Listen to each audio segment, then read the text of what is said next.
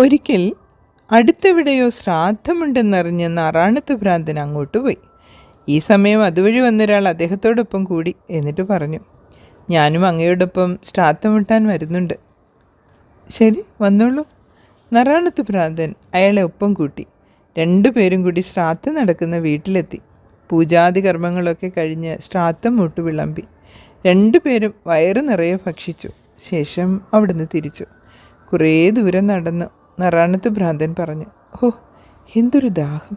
അല്പം വെള്ളം കിട്ടിയിരുന്നെങ്കിൽ കുടിക്കാമായിരുന്നു. ശരിയാണ്, എനിക്കും വല്ലാത്ത ദാഹം, കൂട്ടത്തിൽ വന്നയാൾ പറഞ്ഞു. ഒരാൾ എന്തെങ്കിലും പറഞ്ഞാൽ മറ്റേയാളും അതുതന്നെ പറയുന്നത് ഇഷ്ടപ്പെടാതിരുന്ന നാറാണത്ത് ഭ്രാന്തൻ അടുത്ത് കണ്ടൊരു മൂശാരിയുടെ വീട്ടിൽ കയറി. അവിടെ ഒരു വലിയ പാത്രത്തിൽ വാർപ്പുണ്ടാക്കാനായി ഓട് ചൂളയിലുരുക്കുന്നുണ്ടായിരുന്നു. വെള്ളം പോലെ വെട്ടിത്തിളച്ചുകൊണ്ടിരുന്ന ആ ഉരുകിയ ദ്രാവകം ഇരു കൈകളും ചേർത്ത് കോരി കുടിച്ചു. ഇത് കണ്ടു നിന്ന മൂശാരിയും കൂട്ടരും വാപ്പൊളിച്ചു. നാറാണത്ത് ഭ്രാന്തൻ തൻ്റെ കൂട്ടാളിയോട് പറഞ്ഞു, താങ്കൾക്കും ദാഹിക്കുന്നില്ലേ? ഇതാ കുടിച്ചോളൂ. അയ്യോ, അങ്ങെന്താണ് ഈ പറയുന്നത്?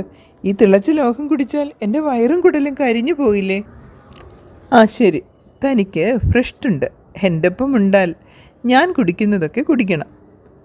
അത്ഭുതപരതന്ത്രനായി കൂട്ടാളി നോക്കി നിൽക്കെ നാറാണത്ത് ഭ്രാന്തൻ നടന്നു നീങ്ങി.